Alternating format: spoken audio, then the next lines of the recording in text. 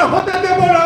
খোদার কসম, সেই বাংলাদেশ আপনাদেরকে প্রত্যাখ্যান করবে, যেভাবে আওয়ামী লীগকে, শেখ হাসিনাকে, শেখ পরিবারকে প্রত্যাখ্যান করেছে।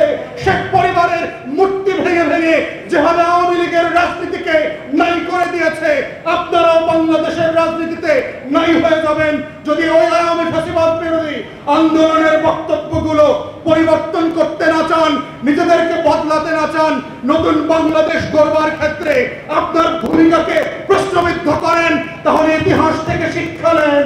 ইতিহাস বারবার হাসিনার মতো করে গোলামদেরকে আজাদির লড়াইতে লেন্দুক দর্জির মতো পালিয়ে বেড়াবে। ইতিহাস আবার মির্জাফরদের মতো আপনাদের নাম খোদাই করে পাড়ায় মহল্লায় লাগিয়ে দেবে।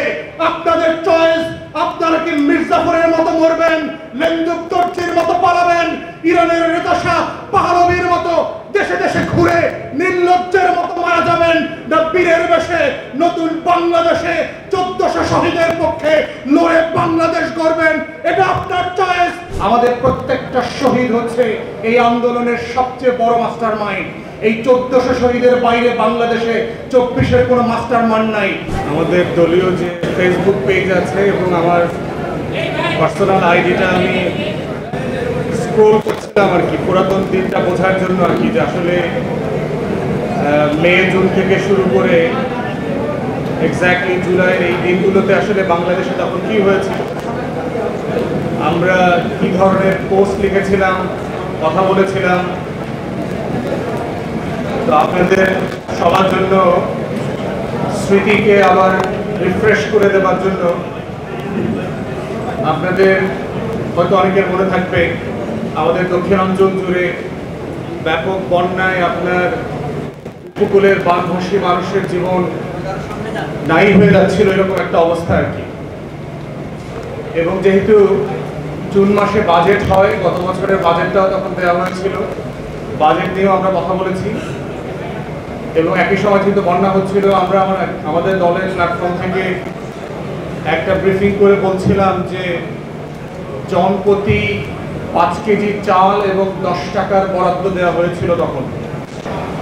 এবং সেই বাজেট এবং বন্যা দুর্গত মানুষদেরকে নিয়ে আমরা শুধু ব্রিফিং করি নাই, আমরা রাজপথে প্রোগ্রাম করেছি। এবং সেই একই সময়গুলোতে বিশ্ববিদ্যালয় শাহবাগে আপনারা জানেন যে জুন মাসের 5 তারিখে একটা আদালতের রায় কেনাবেচা করা হয় সরকারের দালাল মুক্তিযোদ্ধা প্রজন্ম ব্যবসায়ীদের কাছ থেকে। এই রায়টাকে ঘিরে তখন কোটা যেটা বাতিল করা হয়েছিল 17-18 আন্দোলনের প্রেক্ষিতে, সেটাকে আবার রিইনস্টেট করা হয়। এর মানে হচ্ছে যে আওয়ামী লীগের কোটার ব্যবসা আবার যেন ফিরে আসে। তো সেটা নিয়েই তখন আপনার প্রচুর আন্দোলন হচ্ছে কলেজ বিশ্ববিদ্যালয়গুলোতে, শাহবাগে, শহীদ মিনারে। এবং আমিও ব্যক্তিগতভাবে আমাদের পক্ষ থেকে অনেকেই তখন সেই ধরনের আন্দোলনগুলোতে একাত্মতা প্রকাশ করেছে। তো সেই বাস্তবতায় হচ্ছে যে আমাদের জাতির এবং মানুষের মেমোরি খুব স্লো, ভুলে যাই আমরা, আল্লাহ তাআলাই বলছেন। আর জাতির মেমোরিটা হচ্ছে গোল্ডফিশ মেমোরির মতো আর কি, যে আমরা সম্ভবত ভোলার জন্যই মনে রাখি, ভুলে যেতে চাই বলেই একটা জিনিস আমাদের ততটুকু মনে থাকে।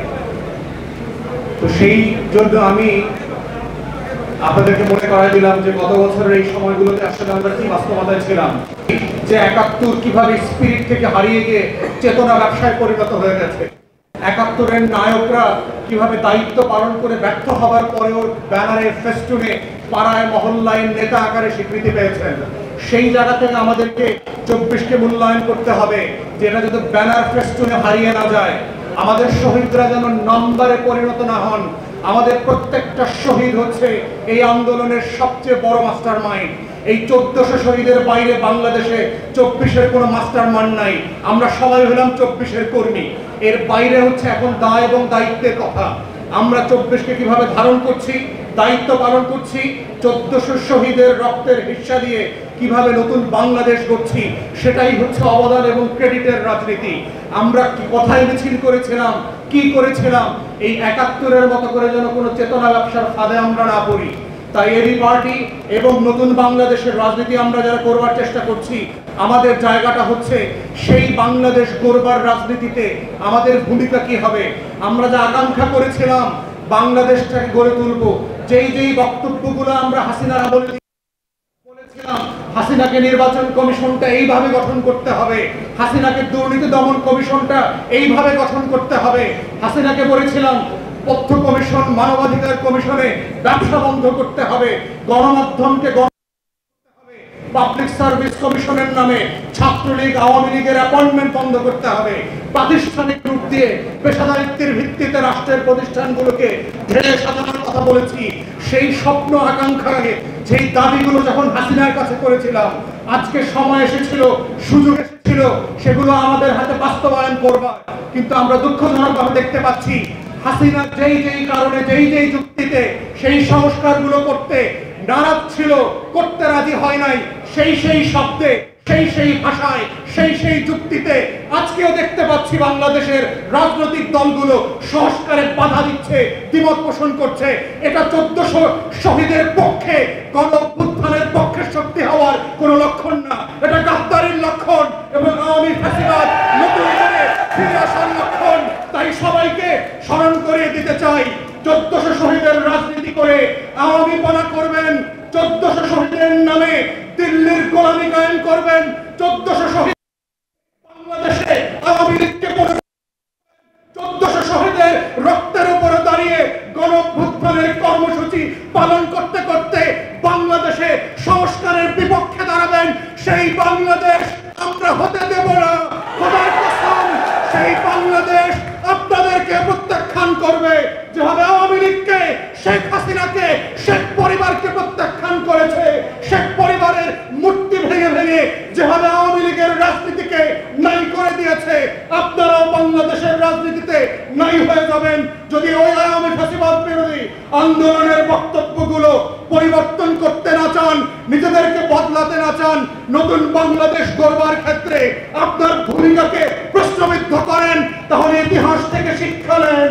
ইতিহাস বারবার হাসিনার মতো করে গোলামদেরকে আজাদির লড়াইতে লেন্দুক দর্জির মতো পালিয়ে বেড়াবে। ইতিহাস আবার মির্জাফরদের মতো আপনাদের নাম খোদাই করে পাড়ায় মহল্লায় লাগিয়ে দেবে।